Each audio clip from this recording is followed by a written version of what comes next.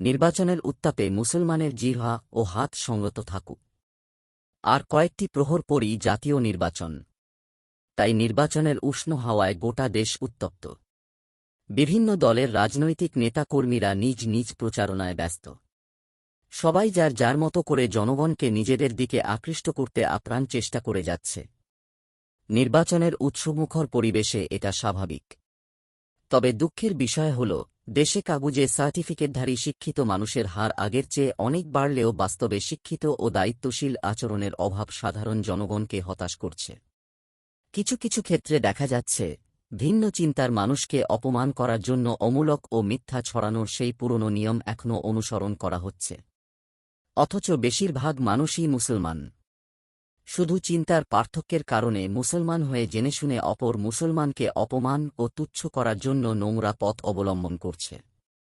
অথচ অন্যকে অমূলক কথা ছড়িয়ে অসম্মান করে বা বাকপটুতার আশ্রয় নিয়ে তুচ্ছতাচ্ছিল্য করে সফল হওয়ার নীতি মুনাফিকদের।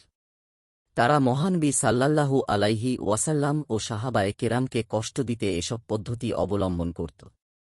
কোনো মুসলমান অপর মুসলমানের বিরুদ্ধে মিথ্যা প্রোপাগান্ডা ছড়াতে পারে না। এটা মুসলমানের জন্য অবৈধ। পবিত্র কোরআনে মহান আল্লাহ বলেছেন, আর যারা মুমিন পুরুষ ও মুমিন নারীদের তাদের কৃত কোনো অন্যায় ছাড়াই কষ্ট দেয়, নিশ্চয় তারা বহন করবে অপবাদ ও সুস্পষ্ট পাপ। আহজাব আয়াত ৫৮। আয়াত দ্বারা কোনো মুসলিমকে শরীয়তসম্মত কারণ ব্যতিরেকে কষ্টদানের অবৈধতা প্রমাণিত হয়েছে। ফাতহুল কাদির। মহানবী সাল্লাল্লাহু আলাইহি ওয়াসাল্লাম এই অপরাধের মাত্রাকে সুদের সঙ্গে তুলনা করেছেন।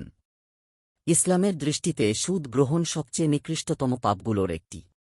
সাইদ ইবনে জায়েদ রাদিয়াল্লাহু আনহু থেকে বর্ণিত, মহানবী সাল্লাল্লাহু আলাইহি ওয়াসাল্লাম বলেন, অন্যায়ভাবে কোনো মুসলিমের মানসম্মানে হস্তক্ষেপ করা ব্যাপকতর সুদের অন্তর্ভুক্ত মহাপাপ। সুনানে আবু দাউদ ৪৮৭৬। অর্থাৎ কোনো বৈধ অধিকার ছাড়া শুধু হিংসাবিদ্বেষের বশবর্তী হয়ে কথা বা কাজের মাধ্যমে কোনো মুসলিমের ইজ্জত সম্মানে আঘাত করা, যেমন গীবত করা, কটু ও নিন্দনীয় কথা বলা, কিংবা শরীয়তসম্মত কোনো কারণ ছাড়াই নিজের ভাইয়ের সম্মানকে হালাল মনে করা এবং তার প্রাপ্যের চেয়েও বেশি মাত্রায় কথা বা কাজে আক্রমণ করা জঘন্যতম অপরাধ। সুতরাং সম্মানে আঘাত করা সম্পদের সুদের চেয়েও অধিক ক্ষতিকর ও ভয়াবহ।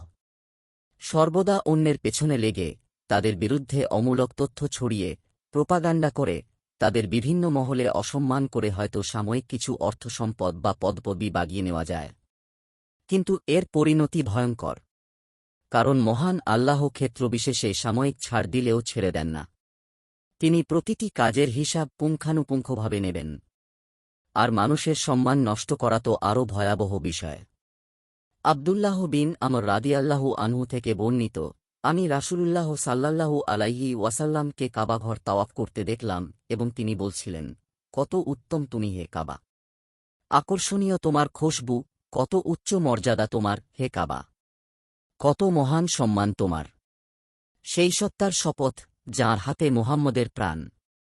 আল্লাহর কাছে মুমিন ব্যক্তির জানমাল ও ইজ্জতের মর্যাদা তোমার চেয়ে অনেক বেশি।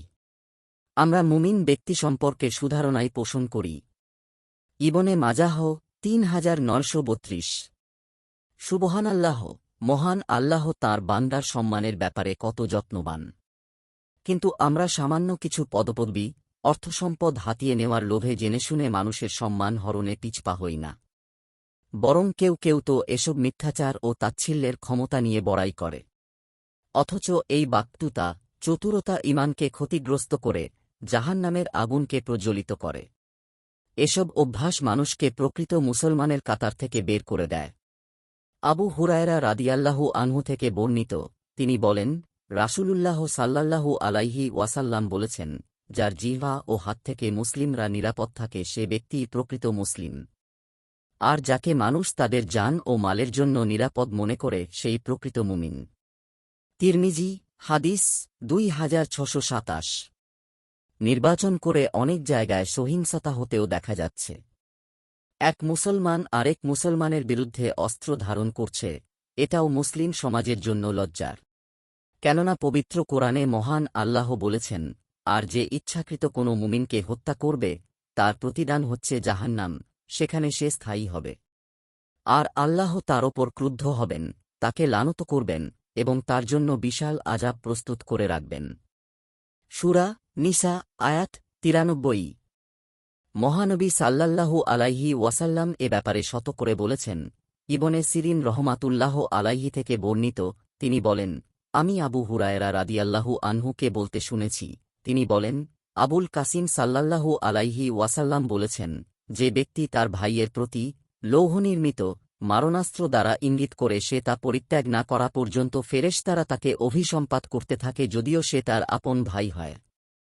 মুসলিম হাদিস ৬৫৬০। নাউজুবিল্লাহ। অপর হাদিসে তো আরও ভয়াবহ সতর্কবার্তা এসেছে। মহানবী সাল্লাল্লাহু আলাইহি ওয়াসাল্লাম বলেছেন, যে ব্যক্তি আমাদের ওপর কোনো মুসলমানের ওপর অস্ত্র উত্তোলন করবে, সে আমাদের দলভুক্ত নয়। বুখারী হাদিস ৭০৭১। অতএব আমাদের উচিত মহান আল্লাহর সন্তুষ্টির আশায় এক উম্মত হয়ে থাকা।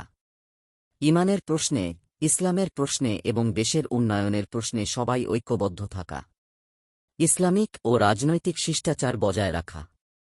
নিয়মিত ইসলামিক এবং স্বাস্থ্য বিষয়ক ভিডিও পেতে লাইক, কমেন্ট, ফলো এবং চ্যানেলটি সাবস্ক্রাইব করে পাশে থাকবেন। মহান আল্লাহ আপনাকে উত্তম যা দান করুক। আমিন।